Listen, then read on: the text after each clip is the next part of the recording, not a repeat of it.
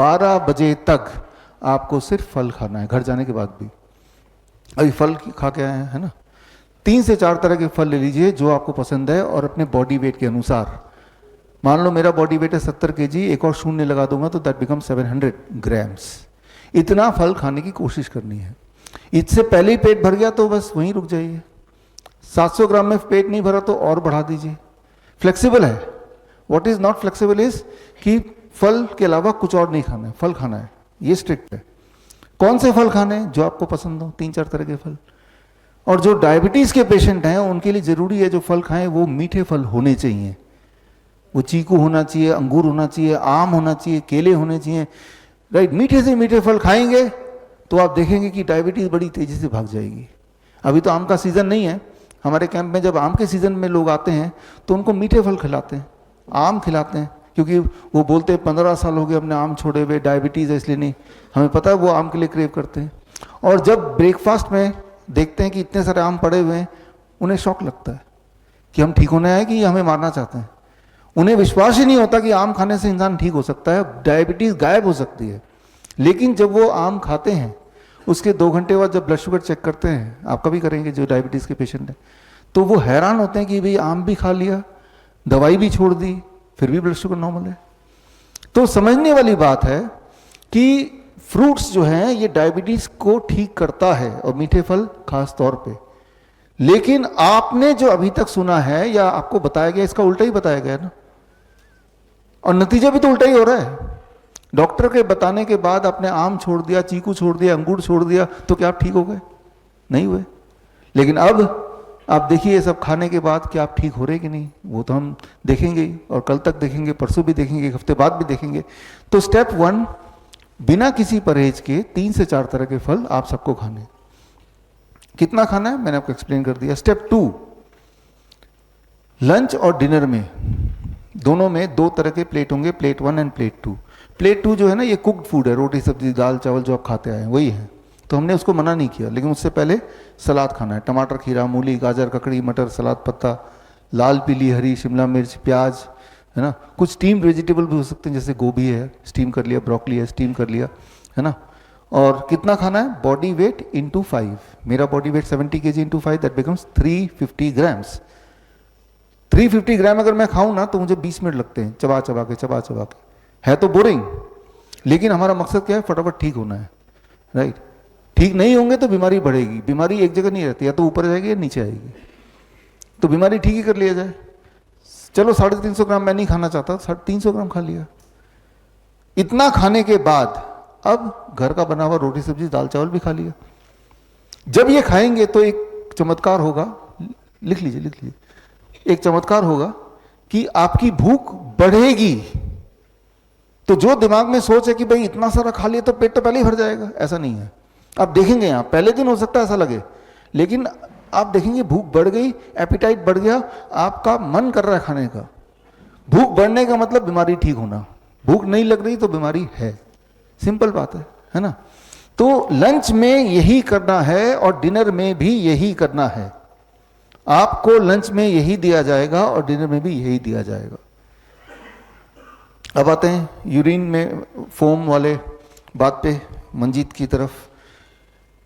जो इस तरह के पेशेंट होते हैं जिनके पेशाब में झाग आ रही है, जिनका यूरिनरी ट्रैक इन्फेक्शन है, उनको हम बोलते हैं कि अगले 3 से 5 दिन के लिए इसको छोड़ दो, और जब झाग चला जाए फिर इसको जोड़ लो। तो ये हो गया इलाज। इनकी दवा क्या है? इसको हटा दिया हमने, तो झाग बड़ी तेजी से गायब हो जाता है, यूटीआई बड़ी तेजी से ठीक हो जाता है। हमेशा हर तरह का इन्फेक्शन बड़ी तेजी से ठीक होने लगता है। तो इस तरह से छोटे मोटे मैनिपुलेशन करते हैं हम, ये बताएंगे ठीक से। और आखिरी बात, 2 तरह की चीजों को छोड़ दीजिए, पैक्ड फूड, बिस्किट, ब्रेड, नमकीन, डेयरी एंड एनिमल फूड। जो भी चीज जानवरों से निकल के आई है मत खाइए, जो भी चीज फैक्ट्री से निकल के आई है मत खाइए।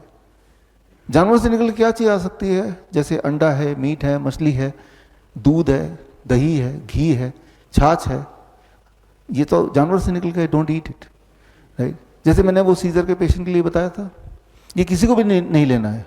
कोई लोग ये बोलेंगे कि डेयरी प्रोडक्ट तो भाई डेयरी दूध में तो बड़ी उसमें न्यूट्रिशन होता है, ग्रोथ के लिए अच्छा है। दूध में न्यूट्रिशन होता है लेकिन आपके लिए नहीं, गाय के बच्चे के लिए, बछड़े के लिए। आपके लिए जो दूध है वो आपके माँ का दूध है, जब आपके दांत नहीं निकले थे तब। हर एनिमल का जो दूध होता है उसी के बच्चे के हिसाब से उसको बनाया जाता है, कुदरत बनाती है। लेकिन कोई बोलते हैं कि देखो दूध में इतने सारे न्यूट्रिएंट हैं, हाँ है, लेकिन उतने सारे न्यूट्रिएंट आपको चाहिए किस कॉम्बिनेशन में, इसको समझाने के लिए उदाहरण दे रहा हूं। मान लीजिए आप बोलते हैं कि ट्रक का टायर तो बहुत मजबूत होता है, राइट, जल्दी पंचर नहीं होगा। तो मजबूत होने का मतलब ये नहीं कि वो ट्रक का टायर उठा के आप अपनी कार में लगा देंगे। वो ट्रक के हिसाब से बना है, उसके शेप के हिसाब से बना है, तो वहां पे वो काम करेगा। किसी चीज का मजबूत होना ही काफी नहीं है कि वो आपकी गाड़ी के लिए भी सुटेबल होगा। सिमिलरली दूध, चाहे वो कितना भी न्यूट्रिशियस हो, वो उस एनिमल के हिसाब से है। इंसान ही एक ऐसा जानवर है जो जीवन भर दूध पीता है। इंसान ही एक ऐसा जानवर है जो दूसरे जानवर का दूध पीता है।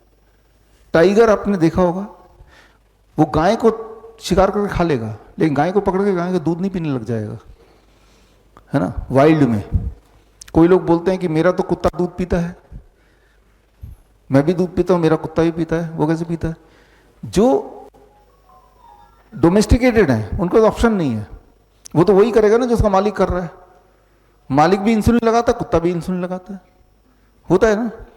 वाइल्ड में नहीं होता। वाइल्ड में बाय नेचर दे नो कि क्या मुझे लेना है, क्या नहीं लेना, कब लेना है। एक चूहा दिन में नहीं खाएगा, एक बंदर रात को नहीं खाएगा।